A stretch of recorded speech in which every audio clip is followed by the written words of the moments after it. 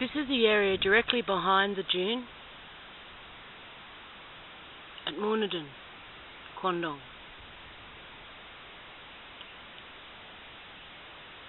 Red Hand today would like to walk you through this little forest just to give you an understanding of the environment in which will be destroyed if an LNG gas hub proceeds to be built on the Kimberley coast. I'll just take you for a walk through here.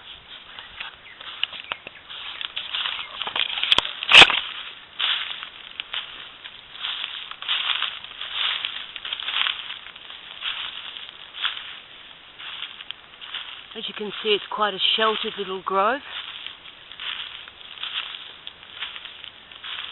This is not a classic vine thicket. This is something very unique. We do have Dampier Peninsular here, but this is not really a fine example of what a remnant or vine thicket is really about. So this is just a small grove. Amazing trees.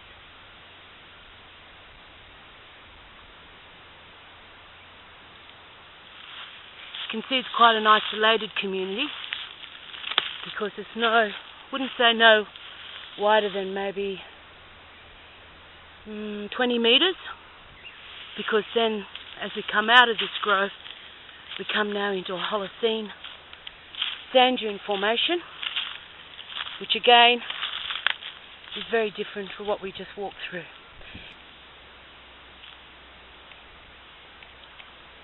Some gorgeous tracks in the sand here, so you can see that the wildlife, especially at night, is quite active here.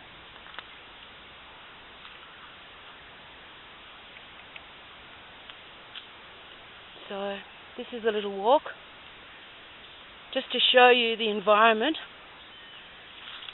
that they propose to completely and totally destroy if a gas precinct on the Kimberley coast goes ahead.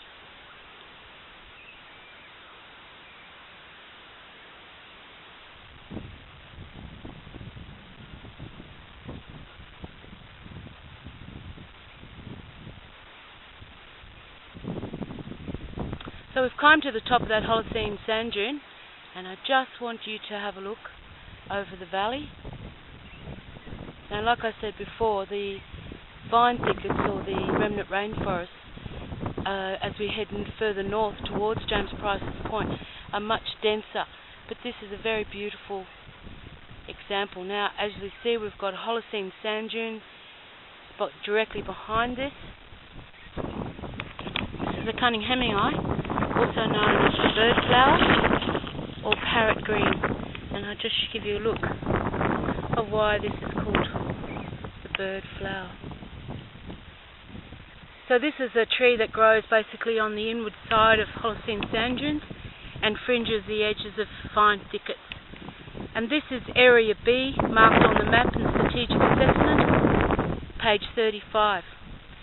This is the remnant rainforest. It's tucked in between two Holocene dunes, and it's quite thick with a basically full canopy covering. So this is the area.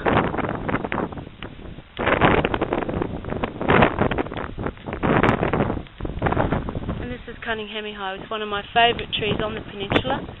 I just think it's very beautiful and interesting. So we're on the back of a Holocene sand dune here, and what we're looking at is spin effects. Now, this is the larger, rounder heads are the females, and if you look at the top of this, you'll see that the male is actually sitting much higher than the female. So the purpose of that is that that male can actually fertilise all the female that sits underneath. I find these plants really beautiful, and I really like the way they transport themselves around the country by rolling. So they're quite a beautiful little plant.